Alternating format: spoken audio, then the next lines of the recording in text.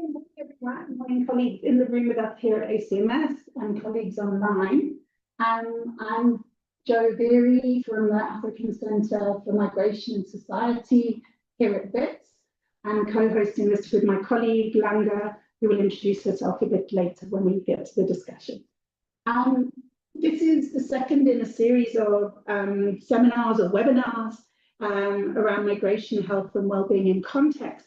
And this is a partnership between two global health research groups funded by the National Institute for Health and Care Research in the UK, GEMS and Nurture for Youth, with the ACMS and the Arua Guild Cluster of Research Excellence in Migration and Health.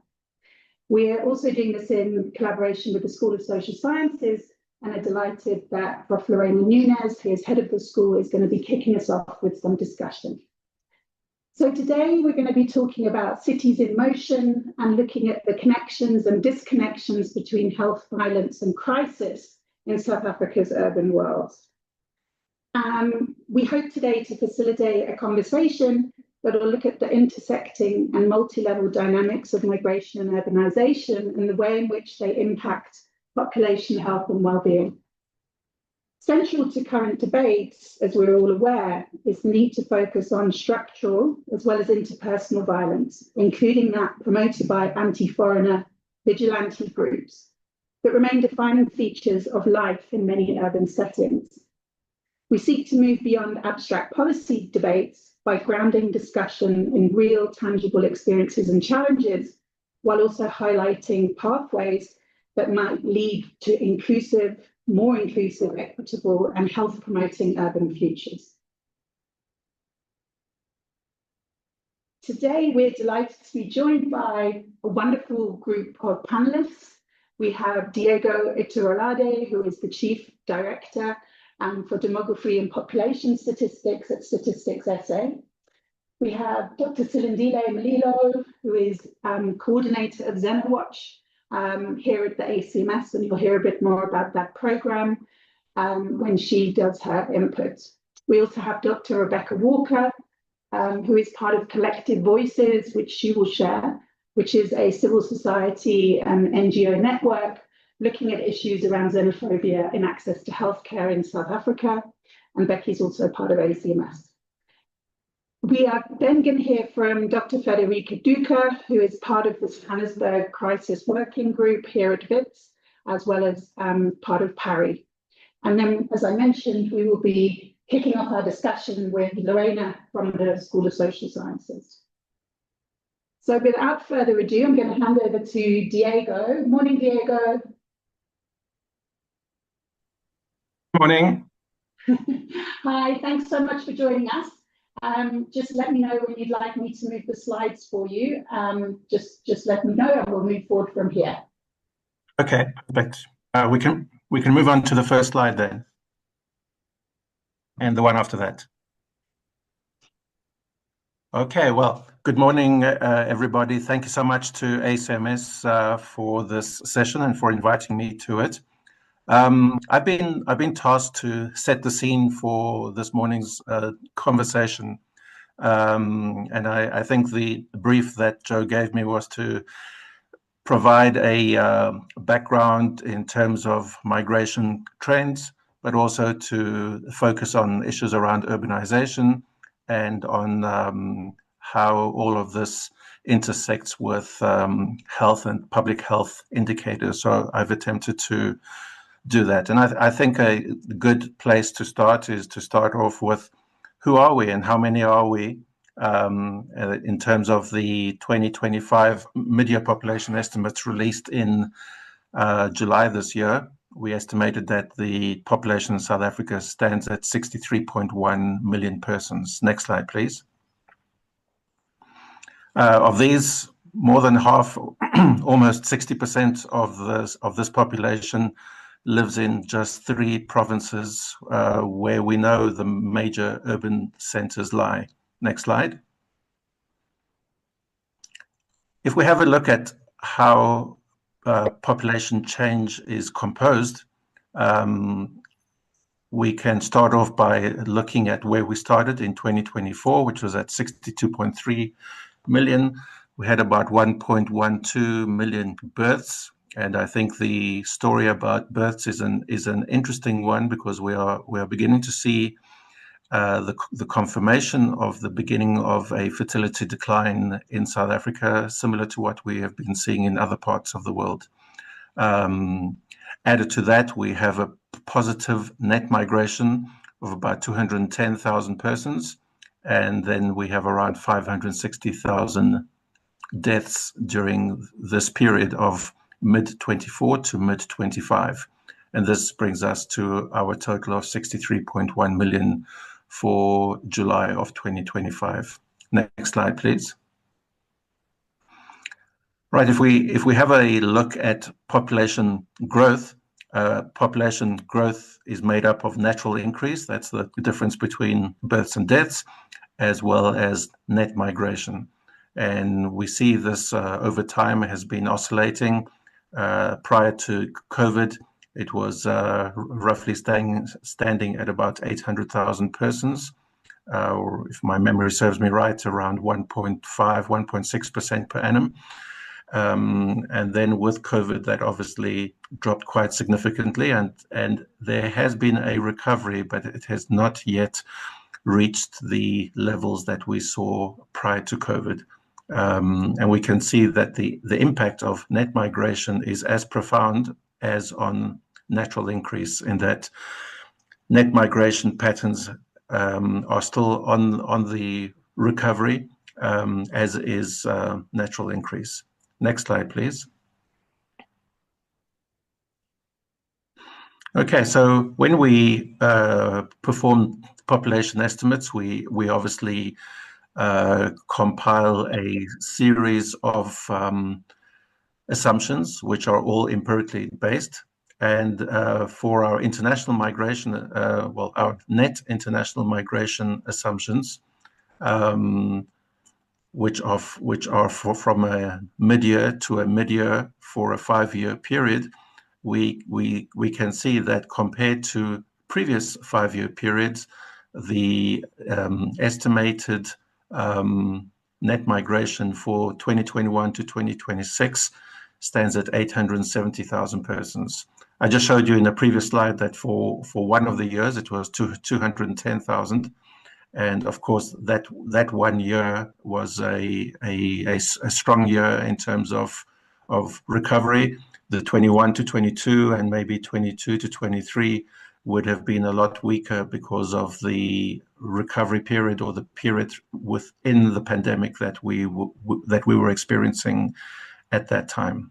Next slide, please. So migration is many things, as we all know.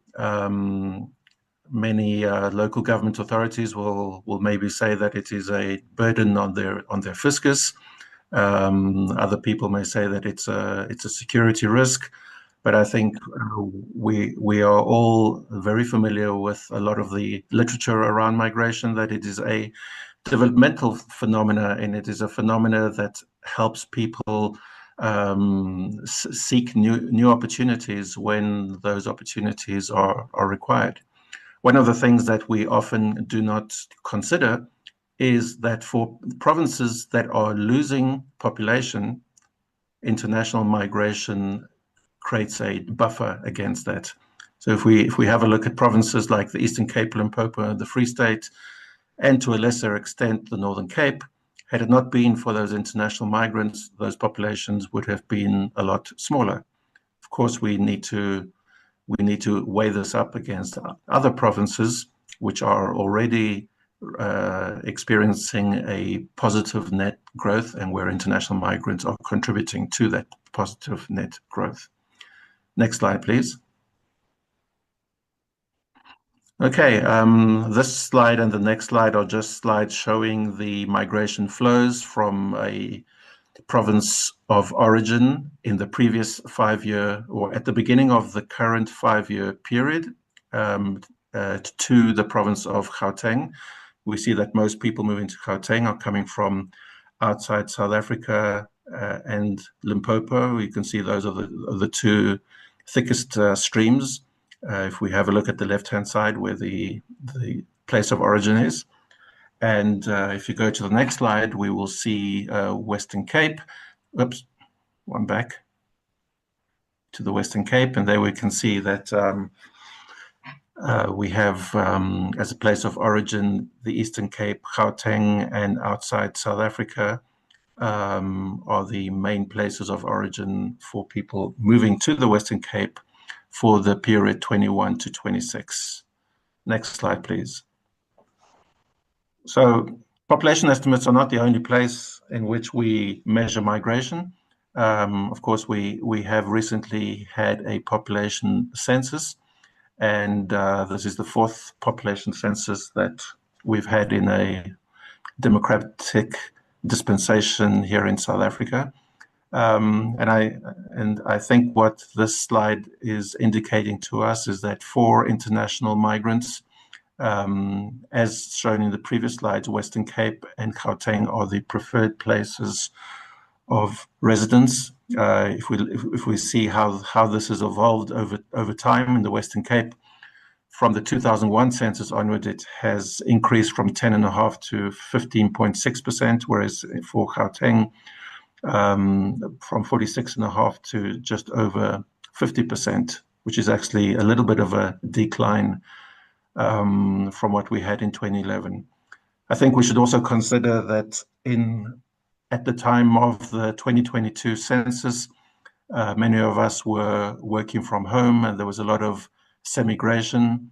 Many people from Gauteng were moving to other parts of the country, and so that decline in Gauteng and the increase in the Western Cape may have something to do with the practice of semigration that we saw at that time.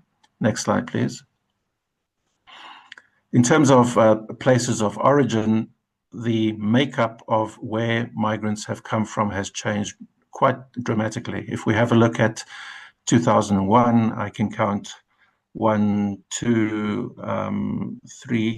three European countries: Portugal, Germany, and the United Kingdom. If we then move to 2022, I think it's only the United Kingdom that remains.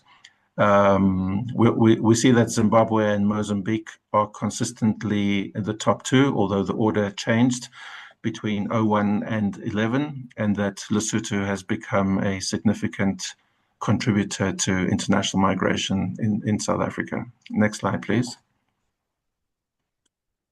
In terms of internal migration, and I think when we talk about urbanization, I think our focus now shifts from international migration to internal migration, and the age structure of these people is significantly different. So if we have a look at the orange bars, the ones that are not shaded, that is the age structure for people who have not moved for the period between. Well, it's for this is on lifetime migration. So this is from the time of birth up to the time of census. So these are people who live in the province where they were born, and we can see it's quite a normal looking population pyramid with a broad base and a youth bulge in the middle and tapering off at the top. However, if we look at the gray bars, these are lifetime migrants. So these are people who have moved from where they were born, from the province where they were born to where they are at the moment.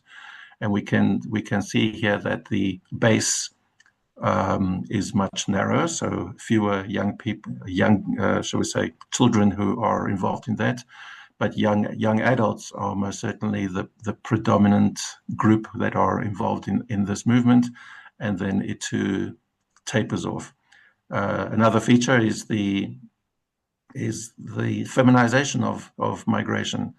If we had this conversation 10, maybe 15 years ago, migration would have been highly male dominated, but we see that females are moving as much, according to this population pyramid, as males are. Next slide, please.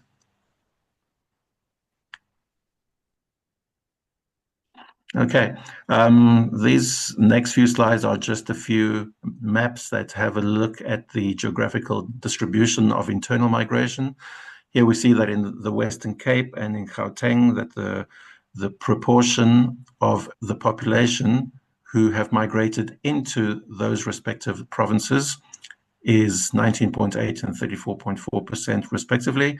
And of course, this is coming from a high base. These are the two most populated provinces in the country. And so it's a finding that we would expect to see. Next slide. This one looks at outmigration, a similar story. In the case of Gauteng, large population in this province. So it stands to reason that those who are leaving the province, whether for elsewhere in the country or out of the country, is quite high. But what stands out here now is that the Eastern Cape and KZN and even Limpopo show higher levels of outmigration from this province compared to the Western Cape. Next slide. And here we're looking at females. This is also just looking at females who came into a province. These were females born outside the province and now residing in these provinces. And I think this represents the population growth in those provinces. And the next one is for males, which tells a similar story. All right, next slide. If we ask ourselves the question, where are people moving to and from? I think we can see that the Limpopo to Gauteng stream is the most populous one, around 10.6 and 11% of females and 11% of males who engage in internal migration are migrating along these routes. And then other routes would include the Eastern Cape to Western Cape and the KZN to Gauteng route. Next slide. If we look at these corridors, the corridors are just a sum of routes in both directions. Here we see what we confirmed in the previous slide. Male dominant in the Gauteng, Limpopo and KZN Gauteng, slightly female dominant when we look at the Western Cape to Eastern Cape. And so there certainly are some dynamics in that Western Cape, Eastern Cape corridor when it comes to female migration. Next slide. If we have a look at the reasons for migration, I know that the text here is quite small here, even for me. But I think that when we ask questions around reasons for migration, we usually ask for what is the main reason, which can be a bit limiting because you may have many reasons why you have moved. And I think going forward, we will be changing this question to ask people to highlight their three main reasons. And I think the main reason are work-related. So we can see the top two reasons are looking for paid work or a job transfer or moving to live closer to a relative.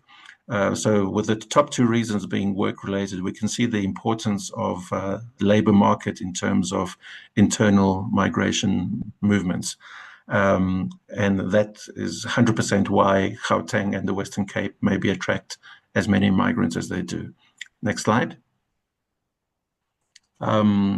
And related to that, and I think Jo was indicating in her introduction around vigilante groups, if we have a look here at the proportion of employed immigrant by industry for 2012, 17, and 22, we can see here that where immigrants are employed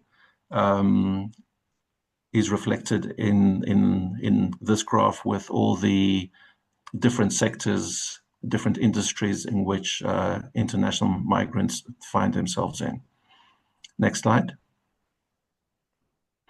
Right, I'm familiar with the concept note that was shared with everyone before this meeting, so I thought I should indicate on this slide an updated version of what was in that concept note. And I think what's important to see here is that this is the province of residence on the rows by province of birth along the columns. What is important to look here is to see that the total inflows into any given province, if we look at Gauteng, for example, 4,026,000, is significantly higher for internal migration than it is for international migration, which is at 1.2 million. If we add the inflows into Gauteng and the outflows from Gauteng, which are that 1,062,000, then we can see that the internal migration turnover for Gauteng is at just over 5 million, and for the entire country at 16.7 million. So we are talking about 16.7 million internal migrants compared to 2.4 international migrants. Certainly international migration more important from a policy perspective, but in terms of service delivery, in terms of outcomes of how and when people receive services and the quality of those services, internal migration is a far more significant subject to look into. Next slide. Just a few more slides here. In this one here, we're looking at migration flows. So I think we all know the difference between stocks and flows. These are persons who have moved between 2011 and 22, crossed a provincial border, and moved into one of the metros. The blue bars are for internal migration, the orange ones for international migration. We once again see what we've been talking about, movements into the city of Cape Town and into the 3 Gauteng metros, far higher than any of the others, but also that in the internal migration across all metros is higher than that of internal migrants. Next slide. These are now migration stocks, so this is based on lifetime migration. So people who have crossed a province since they were born to the metro where they currently reside, and we see a similar pattern. Next slide. And this one is really a summary of the table that I showed you. These are province to province moves from a lifetime migration perspective. Once again, we see that across all provinces, the internal migration far stronger than the impact of international migration at a lifetime level. Next slide. Okay, and then this one is on the internal migrant turnover, which was the last column in that table which I showed you, where we see that Gauteng is just over 5 million, and then we have Eastern Cape at around 2.2 million, and Limpopo in the Western Cape just under 2 million. The next slides and the last few slides have all to do more with public health indicators. And these indicators are national indicators. They are not migrant specific. And I think part of the challenge that we have is around the production of health indicators for migrants specifically, which through the ACMS, through partnerships with the Department of Health, we are looking forward to see if we can be able to, and we should be able to, disaggregate administrative data as well as survey data of public health indicators by migratory status. This graph here really shows the number of deaths per year and how they were impacted by the pandemic in 2021. We can see a dip there in life expectancy, which is the green line, and how the number of deaths that increased in 2021 has recovered somewhat all the way through to 2025. Of course, these are, once again, these are from population estimates, so they work on the basis of mid-year to mid-year. So the 557 you see for 2025 is for mid-24 to mid-25. Next slide.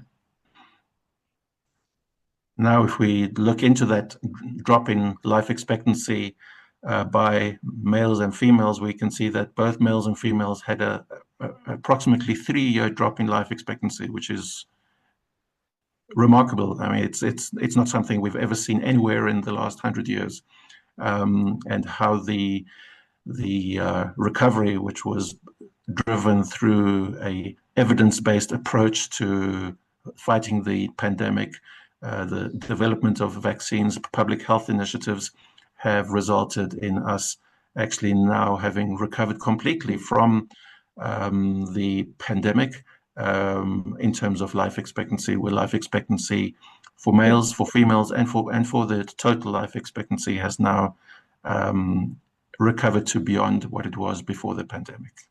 Next slide. If we break that down by province, not all provinces have experienced that similar recovery, though. We see that in the Free State, KZN, Northwest, Northern Cape, life expectancy is still lingering at below 60 years of age, whereas in the Western Cape, we are seeing life expectancy much closer to 70 years of age almost. Next slide. These two are just the under 5 mortality rate and the infant mortality rate. These have recovered significantly and remarkably well since the HIV pandemic in the early 2000s. We can see that this group showed high levels of resilience against the COVID pandemic.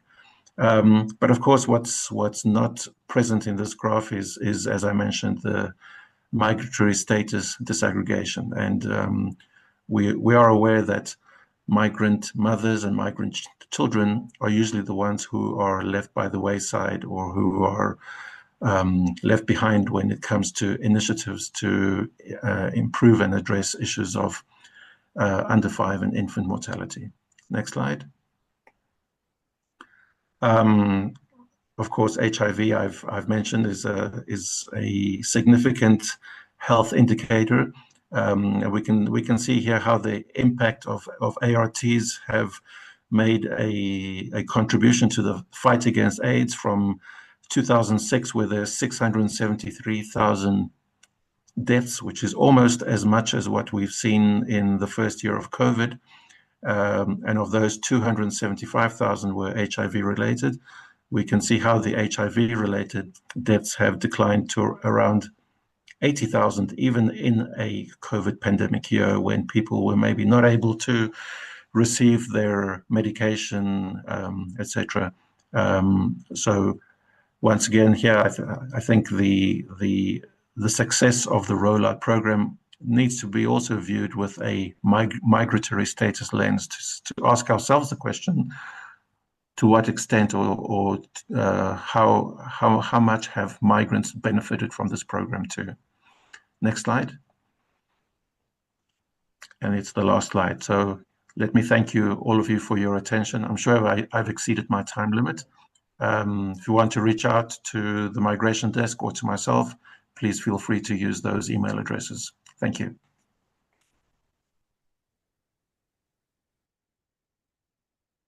Thank you so much, Diego, and you were perfectly on time for helping us set the scene. And I think you've done a wonderful job in giving us lots of food for thought around the realities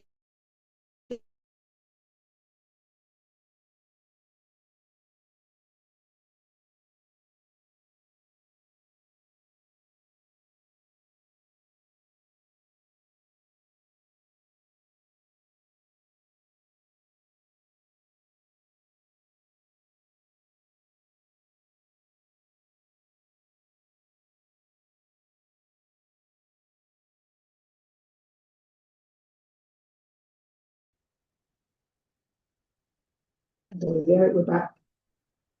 It's all right, I can pick it up again. Okay.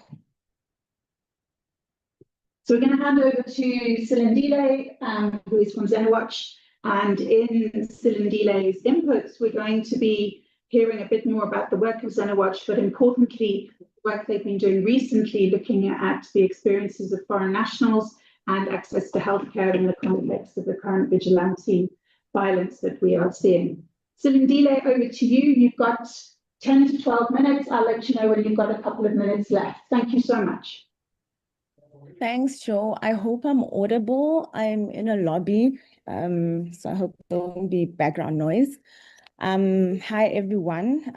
As Joe mentioned, I'm Silindile, and I am with the Xenowatch project at ACMS.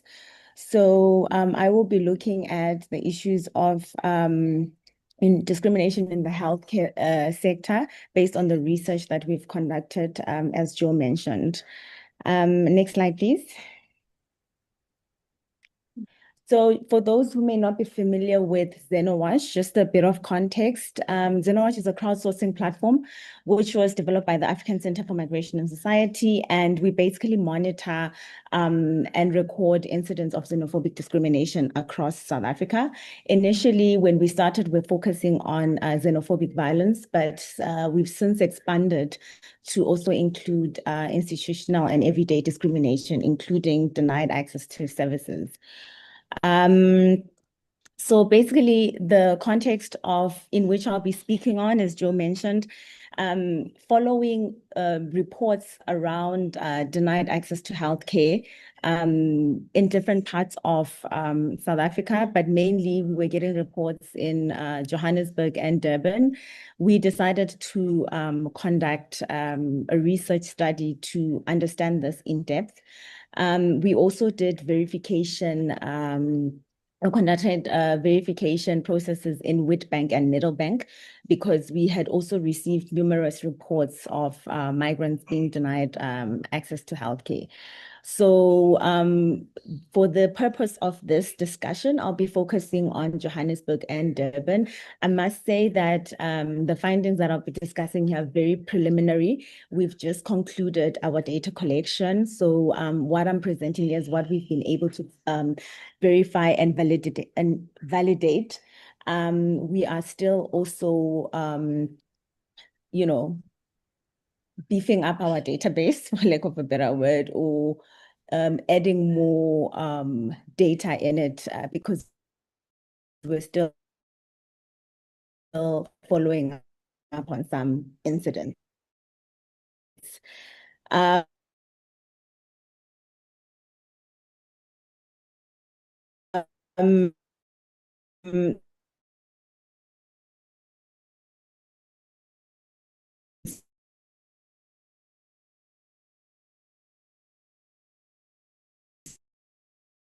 So basically,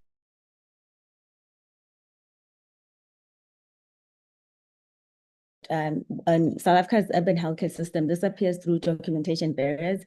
So we've seen that migrants are being asked for, to prove their documentation to access basic care. Discretionary abuse, where vigilante groups such as Operation Tudula and March are taking the law into their own hands, and also deciding who has the right to access healthcare. And then also we are seeing policy practice gaps where laws guarantee universal access, but implementation depends on local staff attitudes as well as such groups preventing migrants' access. Next slide, please. So all these issues are taking place in a context where migrants have to navigate fragmented bureaucracies, temporary permits, and constant surveillance, right? Health encounters have become microcosms of the urban border. Sorry, I hope you can hear me. There's a bit of background noise. Of urban border where inclusion and exclusions are performed daily. So to understand this better, as I said, we have been documenting incidents that reveal how this structural violence operates in practice. So to give you a bit of insights on the data that we've collected, I thought it would be interesting to highlight some of our findings from a report that was released in September, where we were looking at incidents of xenophobic discrimination between the period of 2022 to 2024. Next slide, please, Joe.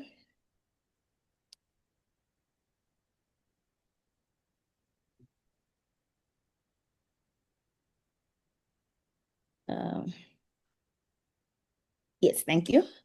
So in our report, what we analyze is that because this was a second report that followed the 2020 and 2021 report, basically even though xenophobic violence has still remained as the most frequent incident type, with a slight increase in reported cases over time, we've begun to see that the nature of xenophobic discrimination is shifting beyond direct physical attacks towards systemic and economic forms.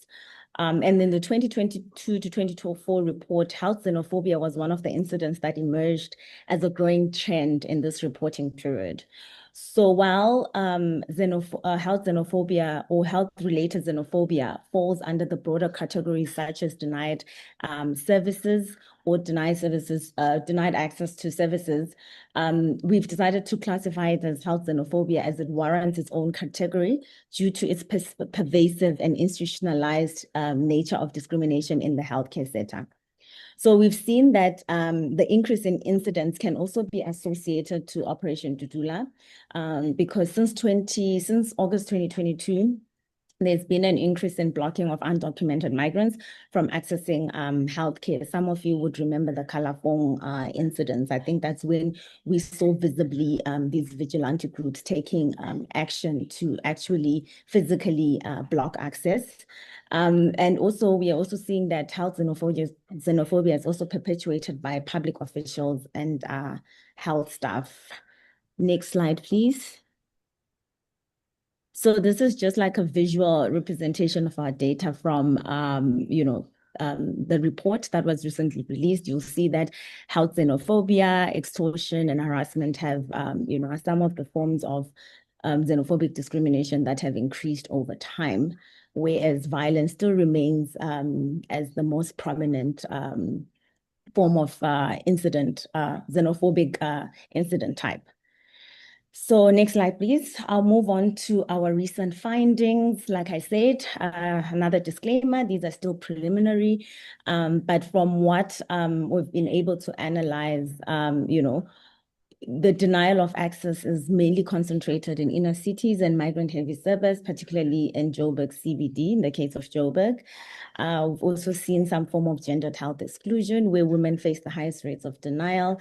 And I must say, this is from the database that we've collected of victims who have come up, to report that they've been victims, as I mentioned. So women in the database, we see that women have the highest rates of denial, and most of these pertains to accessing services related to maternal and child healthcare cases, which, this is a form of structural gendered violence in a way. Issues of documentation access, even those with valid asylum permits or refugee documents that deny services. And this shows that policy implementation, not legality, drives exclusion. And also, I also must add that we were also receiving reports that some South Africans as well who could not prove documentation were also denied access to healthcare. And then there are issues of verbal and institutional abuse. Many reports include humiliation, refusal to touch patients, or being told to go back to your country, which is an indication of everyday xenophobic practices. Next slide, please. So, as I mentioned, this presentation is going to focus on Johannesburg and Durban. So basically in Johannesburg, most clinics affected show a concentration of xenophobia linked to denials. So a lot of these clinics included Uville, Helen Joseph, Hillbrow, GP, Rosettenville. And then the nationalities that we were able to record, this is not a reflection of nationalities that have been affected overall, but the ones that we've been able to record in our database mostly were Congolese, Somali, and Zimbabwean migrants that were most impacted. And as I mentioned, the gender distribution, most of the participants were women, which also reinforces the gendered nature of healthcare exclusion. In the form of Durban, Addington health facilities like the clinic and the hospital emerged as the epicenter of the healthcare issue related to xenophobia in Durban. And with the nationalities that were able to document, it was mostly those who were from the DRC, Burundi, Somali, and also we had some Ethiopians, and then the gender distribution as well. We're also seeing higher cases of women seeking maternal health care. And also, I also must give a disclaimer, is that we were also seeing that the ones that we were able to record as well were those who were mostly documented. Those who weren't documented were uncomfortable for obvious reasons, because obviously of their status. So they feared, issues of revealing themselves in case it might have implications for their stay in South Africa.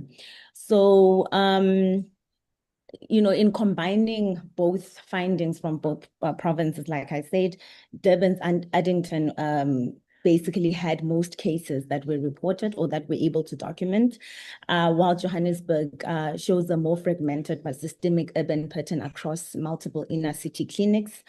Across both cities, Congolese migrants were the ones that were able to document in terms of, so not necessarily facing the highest level of exclusion, but that we were the ones that were able to document within the study. Women are, as I mentioned, disproportionately represented, reflecting the feminization of vulnerability in access to care. Most cases reported, as I mentioned, involved those who were documented. So that included asylum seekers and those with refugee status, and as I, and in some cases, even those, like, as it shows, even those with documentation, were denied access. And this shows that, which shows policy practice disjuncture. Those were also pending renewal or expired documents were often used as grounds for exclusion, especially in Durban. So the key takeaways so far from what we're seeing is that urban health xenophobia is especially concentrated in clinics that are serving migrant population neighborhoods. As I say, Durban's Addington is a complex, Durban's Addington complex is a systemic hotspot, whereas Johannesburg displays dispersed discrimination. And also that structural violence operates bureaucratically through ID checks, moral policing, and denial of maternal and chronic care. Gendered exclusion also shows intensifies vulnerability, especially among women and children. And also we see that documentation does not guarantee access, which exposes the fragility of legal protection and practice. So the research also reveals that health is a political frontier in that it is where citizenship is enacted through care or denial. So in conclusion, our work shows that health access is a lens through which we can understand the deeper architecture of exclusion in South African cities. And also, if we really want to build safer and more equitable urban futures, we must begin where life and vulnerability intersect, at the clinic door. Thank you so much for listening, and I'm happy to answer any questions. Thank you. Thank you, Silindile, and that was perfectly on time. So thank you, you managed to get through a lot. And I think it's, whilst obviously it's a very unfortunate situation, I think it is exciting that Xenowatch is finding ways to capture and explore some of these more structural forms of violence in relation to healthcare access. So thank you for that. Brilliant. So I'm going to hand over now to Dr. Rebecca Walker, who is talking about work that has been undertaken by Collective Voices, and Becky's also based at the ACMS. So Becky, we'll hand over to you, and as you requested, I'll let you know when you're about halfway through. Thanks, Jo. Just checking you can all hear me okay? Yeah, that's great. Perfect. So the fortunate thing about following Diego and Silindile is that they've said all the smart contextual stuff. So although I've got a few slides here that do provide more of the context to Collective Voices for Health Access, which I want to focus on, I'll try and go through these sort of fairly quickly, but I want to give a little bit more context in terms of tying together these three interconnected dynamics of migration, urbanization, and health xenophobia, because it really sort of shows how and where collective voices for health access has kind of developed from, and kind of where the seeds were planted. So as the previous speakers have sort of have said, the urban health system has become a key site where national politics, service delivery failures, and these social tensions converge. And we know that health xenophobia is not an isolated issue. It's issue caused by just individuals or vigilante groups alone. It's deeply structural, political, and embedded in governance crises as well. And I think key highlighting what was said in relation to Xenowatch is that documentation here has become the central gatekeeper of rights. So it represents, particularly in the case of Operation Dudula, which I'll mention a bit more in a minute, but it represents that really powerful mechanism through which rights and reality, the gap between rights and reality, is enforced. So you have access to healthcare, education, social services, welfare, all coming down to documentation, which in many ways reproduces the apartheid era logics of control. So it criminalizes mobility and entrenches marginalization for both migrants and for poor Black South Africans. And I think I'll start and end with this point that, a lot of the work of collective voices for health access is about finding that point of convergence between migrants and non-migrants and the shared challenges that exist. We can go to the next slide. Oh, no, go back. Sorry, I jumped ahead of myself. Okay, so we see, particularly in urban centres, how health facilities have become central to this focus. And I think what's distinctive here is that, you think of health facilities as safe as neutral spaces, and they've now become sort of sites of denial, surveillance, and violence. And this isn't accidental in any way. It's an institutionalized, both formally via policy, and we see that in a regression of policy, whilst the government talks about universal health access, as well as informally via everyday practices that violate the Constitution. So security reforms and vigilante mobilization come together and they help create this perception that migrants pose a threat to safety. And that's a narrative that's reproduced at both local and national levels. And we can go to the next slide. I'm not going to spend too long here, other than just to say that this is all happening within the context of the funding cuts, the ODA funding cuts, which have had a major disruption to the health system. And I think what's particularly key here, even though we know South Africa in relation to other countries has a relatively more robust health system, is the impact on the PEPFAR supported facilities for key populations, which were literally terminated overnight. And these were parallel systems that, thousands of migrants and citizens were accessing for the very reason that they can't access the mainstream health system. So now they've been forced back into into the systems that they're avoiding. And that, of course, has exacerbated and hastened this kind of focus on blaming migrants for overcrowding and challenges in the system. Okay, we can move on. So in many ways, xenophobia and exclusion has become normalized from the national level down and from the ground up as well. So we see government rhetoric increasingly framing migrants as the cause of systemic failure. And even when they condemn, acts by Dudula, or, they do speak out against it, at the same time, it's often a critique of their methods of blocking the clinics rather than actually the reasons why they're blocking the clinics. So in a way, it becomes this kind of feedback loop where leaders denounce attacks but echo claims that migrants overburden services. And this normalizes xenophobic narratives that is happening in policy and in practices, and basically emboldens vigilante actors who see their views reflected in official rhetoric, and intensifies public hostility. And I mean, there are many examples of those kind of comments made are regularly by, for example, Gayton McKenzie, the Sports, Art and Culture Minister, who wants removal of all illegal foreigners. But also the Health Minister and Parliamentary Chair have criticised actions by vigilante groups, whilst also saying, the health system can't cope with them. So, we see that kind of loop happening. And in the meantime, and as you can see on this slide, we see these kind of new policies and laws being proposed and coming into play, which show this regression that's happening while simultaneously the sort of overreaching language is around access for all. So it's kind of, this contradictory paradox that's happening. If we go on to the next slide, this is just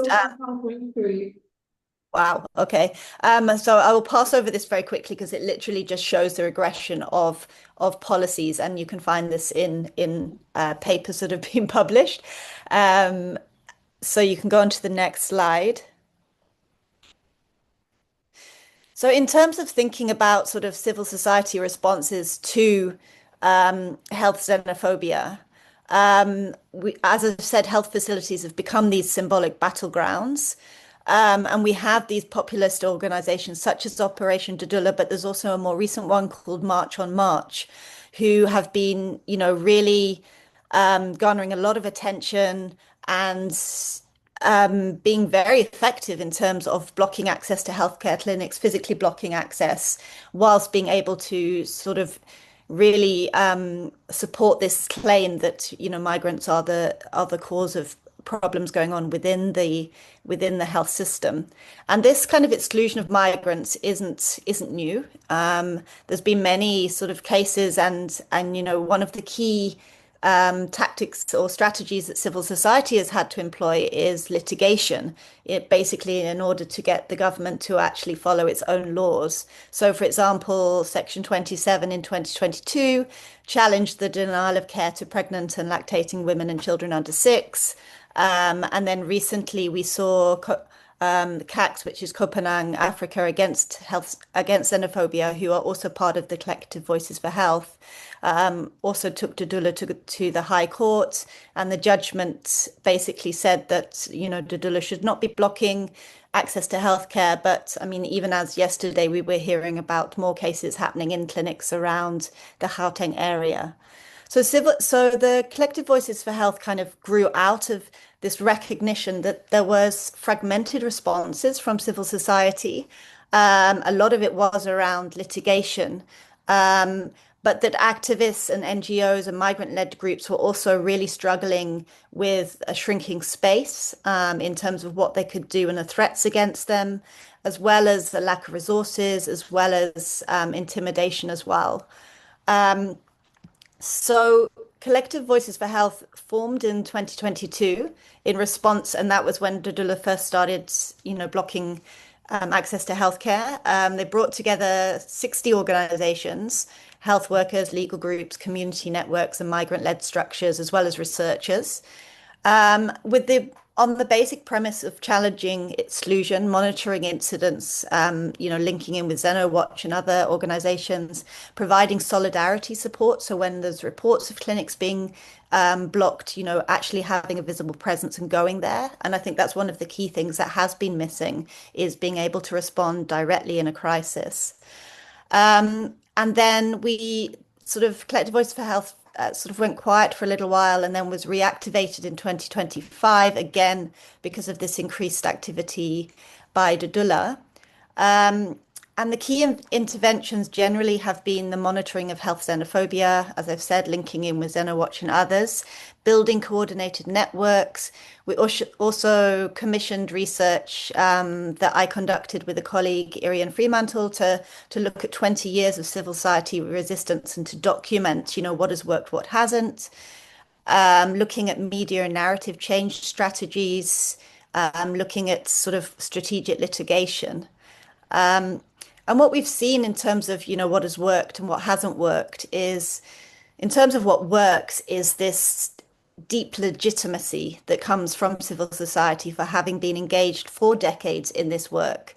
being able to mobilize quickly, respond, and build solidarity across communities.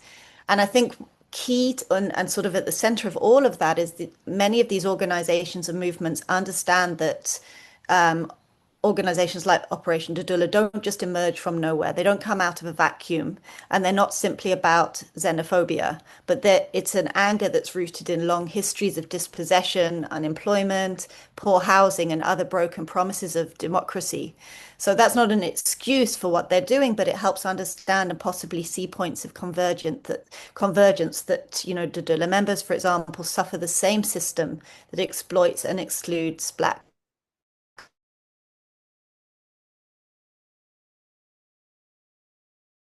to come together. There is a very small sort of team that I guess formed Collective Voices and sort of meet regularly, as well as a much larger group on WhatsApp where we share information. And, you know, we've had a few webinars now where we've discussed strategies and ways forward. And, you know, particular things around documenting all these different cases that are happening. We've also, you can move the slides forwards, by the way. We've also in the process of developing a leaflet that can be shared amongst migrants and within the health system facilities to reinforce what the rights are in terms of accessing healthcare. This example on the slide is a leaflet we brought out which contextualized the Section 27 case, which was particularly for healthcare providers because we realized many of them weren't aware of who was entitled to what rights. You can move on. I'm almost done, Joe. I know I've run out of time probably. And you can move on again, sorry. Yeah, so I've talked about what's worked in terms of our strategies. Obviously, it's going on. We don't have funding. So this is very much dependent on people being willing to sort of step up and be involved. There is a lot of state resistance. There's a lot of fragmentation and mistrust amongst organizations, which has obviously come out of and been exacerbated by the funding cuts as well. And there's a lot of fear as well, which we've seen particularly with how Operation Dodula targeted Seri when they challenged, you know, challenged them in court for their actions. But what we also saw was this incredible countermarch, which Operation Dodula did not expect, where lots of different organizations, both South African and migrant-led organizations, came together. And you know stood in support of SERI, which is the Social Economic Research Institute. So speaking out is important, and you know what we've realized is it's important to be vocal, but to be strategic, and one of the key things, and I'm going to end here, is around not amplifying the voices of vigilante groups for no reason. So we need to be careful about sort of strategies, not making it just about Dodula, but actually make it's about the more broader structural issues and the current crisis that South Africa is in, with the government denial of, you know, where the health system is at, and where you know, corruption and the pocketing of money has gone in terms of the health system in particular. And it's about balancing long-term movement building with immediate crisis response, which right now is around ensuring access to life-saving medication and resisting obstruction of facilities. And framing this crisis as a shared struggle, as I said before. Migrant precarity mirrors wider inequalities, and defending constitutional values requires a coordinated response. So this is just the report that was written, which you can find online. And then if you want to go on to the next slide, this was one of the findings of the report, which was that there have been no big wins against xenophobia, including health xenophobia, yet there are numerous actors at different levels who continuously put out little fires in ways that are rarely publicised but constitute a key pillar of protection. These interventions fulfill the important function of someone showing up, of being there, and of holding space. And that's really, you know, what the mandate of Collective Voices for Health Access is to kind of show up, be there, and listen to one another.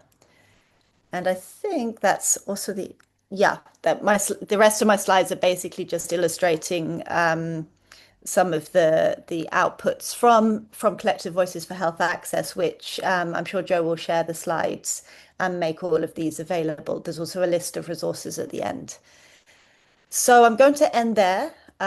Sorry it was very rushed, but hopefully it's given you some idea about the work of Collective Voices for Health Access, and obviously I'm happy to chat and answer any questions about that further. Thank you so much, Becky. And it wasn't too rushed, and you managed to get an awful lot there for us, a lot of food for thought. And yes, we'll be sharing all of the slides, including Diego's input, as well as the recording. So lots of time for people to spend. We'll add in links to all of the documents you've referred to. So we're now going to move to the final input from Federica Duca, who is here reflecting on some of the insights from the Johannesburg Crisis Working Group. Thanks so much, Federica, and over to you. Thank you. Thank you very much. So as Joe mentioned, I'm just going to reflect briefly on the work on a seminar series that has been ongoing for the last year and a half, which was titled A Multidisciplinary Approach to the Study of Urban Crises, a focus on the city of Johannesburg. So the seminar series was conceptualized in collaboration between the Wits concerned academics, the School of Social Sciences, GCRO, SWAP, and PARI. And what we did over these 1 year and a half is that we've provided a collaborative space and dialogue with scholars, researchers, activists, and policymakers to share their ongoing work on the city of Johannesburg. So basically, what I'd like to discuss here very briefly is like some of the themes that we touched on and what this might mean for, how these can help us also understand the health crisis and the migration crisis in Johannesburg. But before I go into that, and also as part of the series, I'd like to give a few figures of context. Can you move to the next? Yes. From the Quality of Life survey done by the GCRO, where basically we see in the last years that, the overall context in Gauteng is quite dire. So high level of residents are using public facilities in terms of health. And I mean, this is a 66% now, as opposed to 62, I think, 4 or 5 years ago. So there's like an increase in using of public facilities. There's also an increase in risk of depression. More people think that crime got worse over the last year. Increasingly more children in households rely on a school feeding scheme, and there's a very high dissatisfaction with government, higher, compared to previous years. So this is just to say that we're working within a context that is highly strained and strong, and where like all of these issues are compounding more and more. So we're facing basically what came up from the series, which is somehow not such a surprise, but it was very interesting to dissect all of these crises, is that we experience a set of intersecting crises in the city. We've got water crisis, electricity crisis, safety and security, labor, housing. So we discussed how, for instance, water, access to water is not only uneven in terms of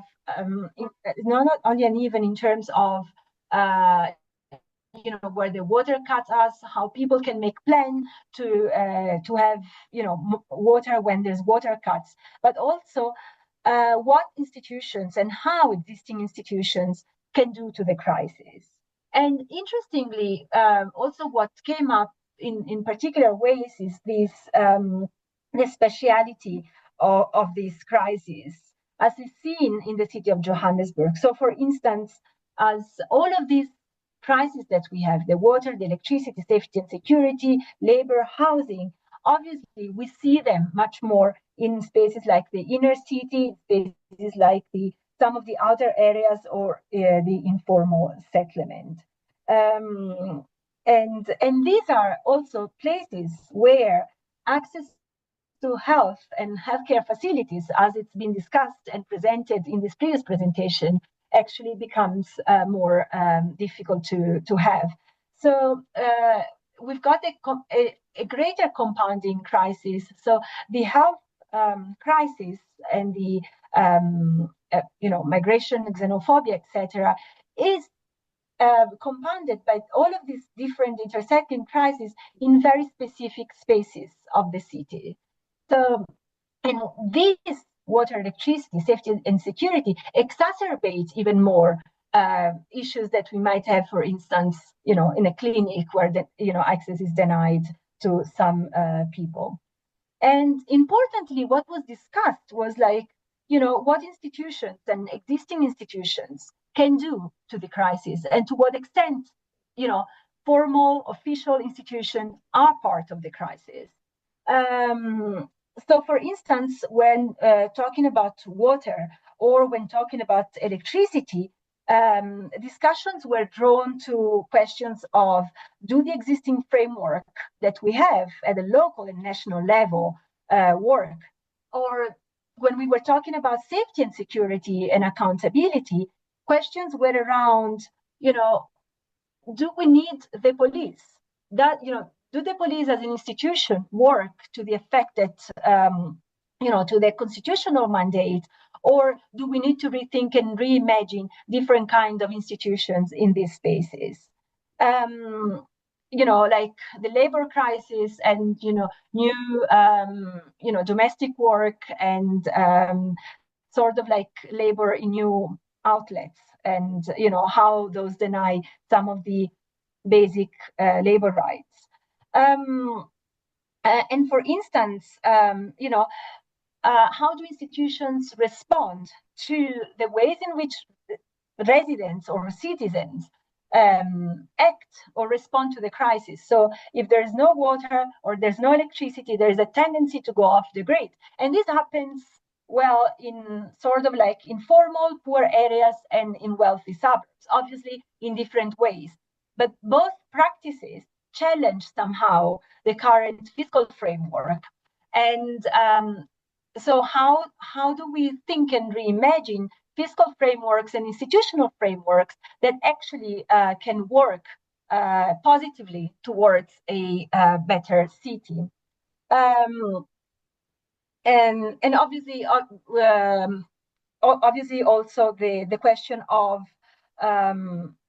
institutions and local government response in different ways to off-the-grid experiences of suburb, as opposed to off-the-grid experiences in informal settlement or in the inner city. This is all obviously, all of these crises are to be contextualized in a broader and more structural institutional setup, which in Johannesburg can be characterized and described as of, local government of instability somewhat, to which the local government itself and a national government have been trying to respond with initiatives such as the bomb squad, the presidential intervention into the city of Johannesburg, which themselves have also posed some sort of like critical points with regards to how these interventions are executed, especially in the inner city or in informal settlement, where these seem to be more of like a war against the poor, or and highly characterized by xenophobic sort of initiatives. Can you move to the next slide? Yeah. So it seems that we are really, working within a multi-scalar governance fragmentation, basically, where we've got institutional instability, poor basic services that are, across the spectrum, obviously, but that manifest differently, obviously, in an inner city or in a wealthy suburb. There's high level of xenophobia and war against the poor. And also, this is all happening in an institutional context in which the city increasingly looks at its constituency as customers and not as citizens or residents having, equal rights to services. And I think this is a very important point that we need to take into consideration. So the city is responding to all of the crises, with some of whom it's also creating, by emphasizing the aspect of its constituency being customer, as opposed to a citizen or resident having equal rights. So you get a service if you pay. If you are in a space where the service, there's very little or lower rates collection, then there's more leverage to say, well, no, we're not coming there to fix your issues. To conclude, maybe not a provocation, but some food for thought. Obviously, it seems to me that with all of these intersecting crises, we are a little bit trapped in the paradigm of the service delivery, right? So we, as customers, we also as citizens, sort of like start thinking in the language of customers, right? And expect service delivery. And it would be maybe good to start thinking to moving from the service delivery paradigm to the right to the city one, which I know is not a new one, but might be quite helpful to take back somewhat. And that would allow, obviously, to move beyond a legal framing of citizenship, but also to move beyond the service delivery paradigm. I mean, which, as a final thought, there was a very interesting book by Zachary Levinson that was published a couple of years ago, looking at the housing crisis in Cape Town. And the title is Delivery as Dispossession. And the point that he was making was precisely that service delivery, conceived in the way in which it's been conceived institutionally now, actually always comes with dispossession. And this is because it works within this sort of like legal framework that almost by definition excludes who is not a customer or a citizen in the very, in the strict sense of citizenship. And perhaps it would be worth thinking how we can move beyond that paradigm to think of the intersecting crises, both at institutional level and obviously at the lived experience of residents of Johannesburg. Thanks. I hope I was on time. You were perfectly on time, Federica, at exactly 11:17. So thank you very much for that. What we're going to do, we're running a bit later than we planned, but I think the inputs have been incredibly rich, and we're going to have a chance to continue this conversation through some future engagements. But what I'd like to do now is hand over to Lorena, who's going to give us some reflections and help us start putting together the various inputs we've had. Thanks, Lorena. Over to you. You can hear me, right? So, well, I think this is a really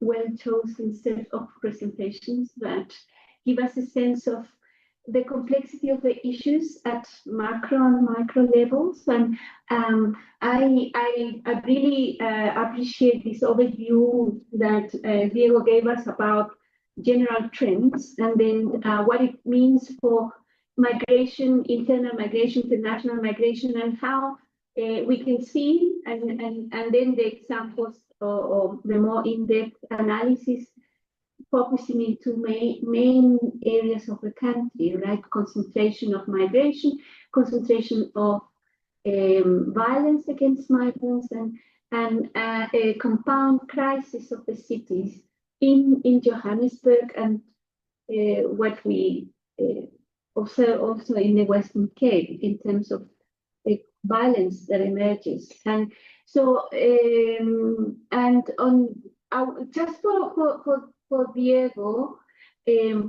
how important would be if we can move towards having disaggregated indicators, health indicators, to see really how actually counterproductive these exclusions are in terms of the well-being of the population as a whole.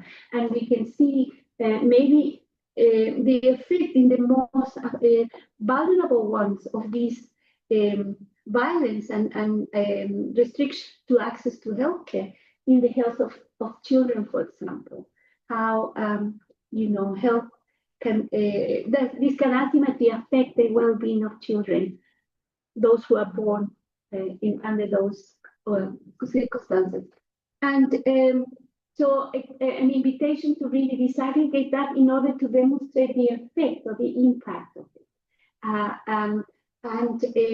I wanted to just briefly, I know I have 5 minutes, but to say that we were in this attempt to understand how migrants have a bigger effect on their health, and analysis of the causes of death that we did with death data exhibiting in this stat essay, and showing how migrants tend to die more unnatural deaths than locals, and the maternity rates comparing local and foreign women was double than local women.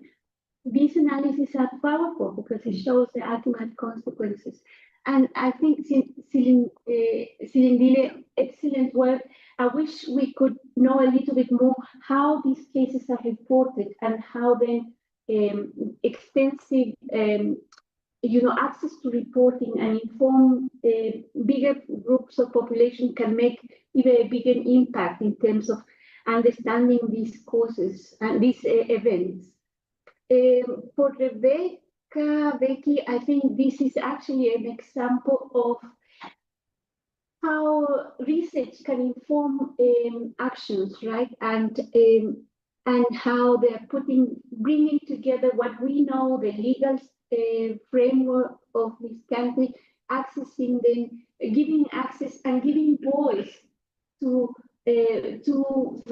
what civil society, informed civil society could do as active agents.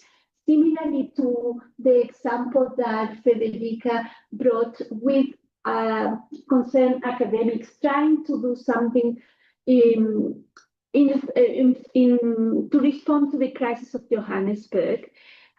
So I think these are from different angles, something that is showing us the complexity and the multiple angles that we need to tackle here. I like very much the provocation of Federica in terms of how do we think about the city, and do we think about it and the government and the structures that we are challenging as a customer or as a citizen, and what is the language that are we using? But also, on the one hand, I suggested that we need to understand further and disaggregate the data of migrants to understand how the impact is felt in their and their children's well-being. On the other hand, I think that this understanding of the multi-layered crisis will require that we work reinforcing communities. And if there is anything that we can say in front of the Dudula intervention, it's like, we are scapegoating migrants, right? And we all know that. But how do we visualize these pervasive structures, or the misfunctioning or malfunctioning of structures that allow us to constitute communities that are not divided by nationalities, but concerned and interested and working closely.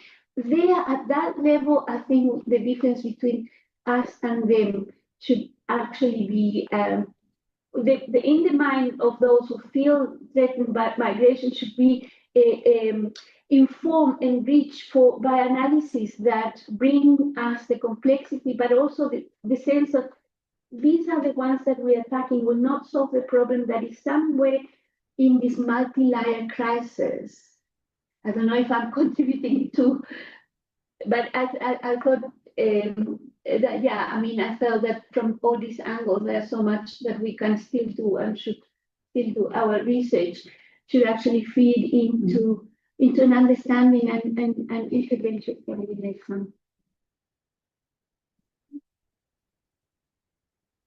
Thank you, Lorena, and I think you've done a very nice job in sort of pulling together these diverse but absolutely intersecting inputs through the lens of the city, thinking about multi-layered crises and the need to strengthen our interdisciplinary but also intersectoral approaches to the work that we're all involved in. So thank you for that.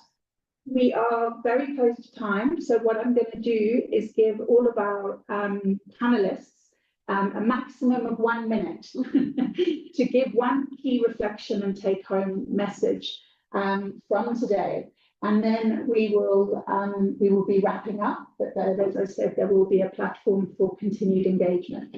Diego, let me start with you. Okay, thank you very much for those comments. I think what I would like to leave us with is twofold. Firstly, Statistics South Africa is currently in the process of reconceptualizing its household survey program, and the issue of disaggregation, not only by migratory status but between various themes, is a priority as a part of this. So that's something we will be working on. However, what I want to leave us with is that we're always talking about evidence-driven narratives, and we not really asking ourselves the question whether those we are in conflict with are driven by evidence themselves or not. Sometimes we feel or we notice that there are entities out there who are pushing a particular narrative that is in the public's eye very appealing, very attractive, but not based on science or based on evidence whatsoever, and intentionally so. And so I think that whilst putting out the right evidence and the right argument is important, it's maybe not the most effective way in trying to combat anti-migrant groups whose strategy is really about whipping up support and trying to push together a anti-migrant narrative at all costs. So really looking or suggesting that we look at hybrid approaches on how we can address these issues of systemic and intentional exclusion of migrants from services of the city. Thank you. Thank you, Diego. So hybrid approaches, and those of us that work on evidence, a reminder to perhaps rethink some of our strategies. Silindile, if you want to give us a maximum of a 1 minute reflection from your side. Thanks, Joe. I think it was really interesting to listen to the other presentations, and I think the discussions left me with more questions than answers, and I think it also underscored that there's still a lot of work to be done. I mean, some of us presented statistics in our presentations or discussions, but having been on the ground and having spoken to some of these migrants, you see that these people are beyond stats. It's real people whose lives are at stake. It's real people who have been traumatized by the process. And even though there's a lot of important and ongoing work that's taking place, to address this issue, but it's very urgent that we come up with solutions, because even as we speak, and I think Becky mentioned it, this issue is ongoing, and there are real life people whose lives and livelihoods are at stake as this continues on a daily basis. So I think there are no answers on my end, but I think it's left me with more reflections on how can we as a researcher or researchers play a role in addition to the work that we're doing to contribute to addressing these issues. Thank you.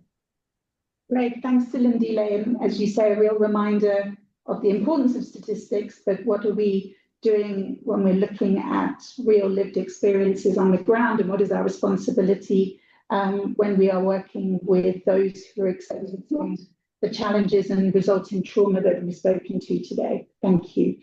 Becky, over to you, your maximum of a minute. Thanks, Jo. I'll try and talk really fast.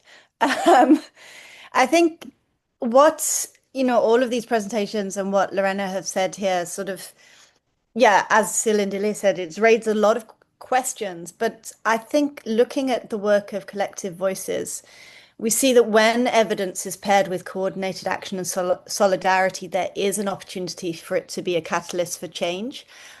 For example, informing or educating healthcare workers in terms of what rights are and how actually blocking of clinics doesn't benefit anybody and actually is detrimental to health for all. I think this is one of the key things that research and evidence are essential in this moment, because that we're operating in an environment of denial and distortion, the Trump kind of climate.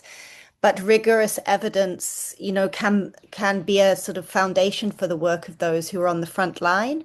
It can also expose the scale of exclusion, and be, it's not, research is not purely an academic exercise. It's a practical tool. It grounds advocacy, informs litigation.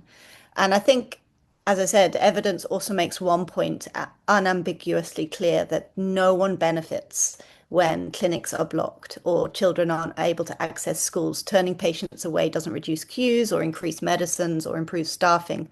It worsens care for everyone. And I think collective voices have realized that really pushing that narrative is where, we have an opportunity to actually hope for change. And it's hard saying that because I'm usually the cynic in the room, but I think it's really important to focus on, where those small little gaps are, and where we can actually really just keep pushing, because otherwise, I don't see where else we can go from here in terms of forcing change. And as Silindile said, these are real life-threatening emergencies for people in the moment. And so, just yesterday with Davidson Clinic was being blocked, immediately a message was sent to collective voices. Immediately there was, people organized to be there to document, but also to support. So I think those kind of actions that we see coming out of that collaboration are really important.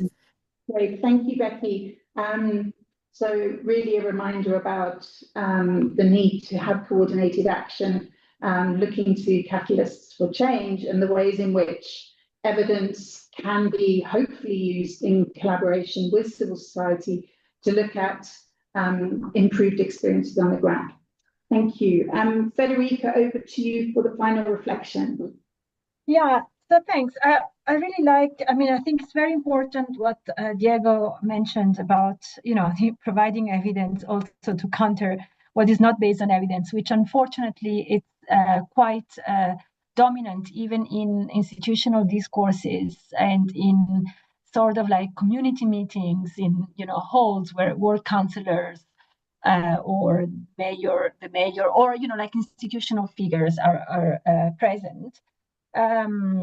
So I think it is really important to engage and to be present in those kind of sort of context and forums. And just maybe one reflection on how this and to what extent these challenges can reinforce community or can strengthen sort of like some counter mobilizing to experiences of denied access to clinics and things like that. And just out of my own experience, I see how in communities where there is like a higher number of migrants, it's extremely difficult to coordinate actions And this is not because obviously migrants do not want to be part of actions, but for obvious reasons of intimidation and all of that violence that we've been speaking about, and how that also then, sort of reshapes and somewhat pushes us to rethink really what community work can be in this kind of context.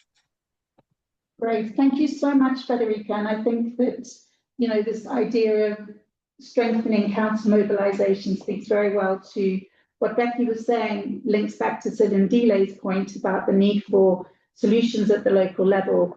And I think all four of you, as well as Lorena, speaking to the challenges around, evidence, what kind of evidence and how to apply that.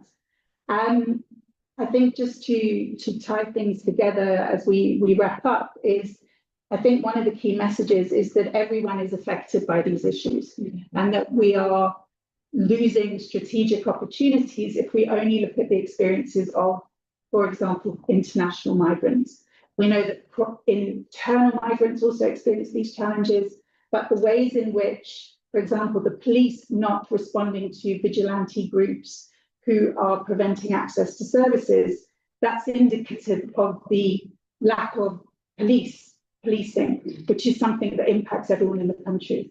And the question I'll leave everyone with is, do we have a strategic opportunity, thinking through universal health coverage, thinking through the rollout of the national health insurance, and what does it mean when we are deliberately and explicitly excluding certain groups when we know we need to improve health for all in the country.